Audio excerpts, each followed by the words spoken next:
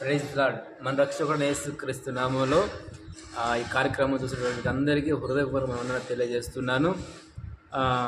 శారా అనే ఆమె జీవితంలో నవ్వు లేని స్థితి. అయితే ఒక దిన దేవుడు నిర్ణయకాలాన్ని నిర్ణయించాడు.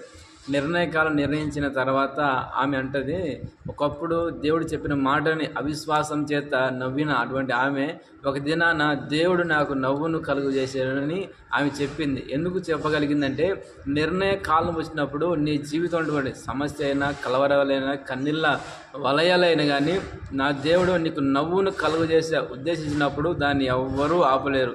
అందుకే దేవుని యొక్క వాక్యం అంటుంది, నీ దుఃఖ దినములు సమాప్తం అయినవి కనుక నీవు తల పైకెత్తుకొనుము. అంటే నీకు ఇంకా సిగ్గు, ఇంకా కలవరం అనేది మరలా నీకు కనబడదు. ఈ యొక్క శారీరక జీవితాన్ని కూడా నవ్వు కలిగేసిన దేవుడే నీ జీవితంలో కూడా ఏ సమస్యకైనా సమాధానం ఇవ్వగలిగింది.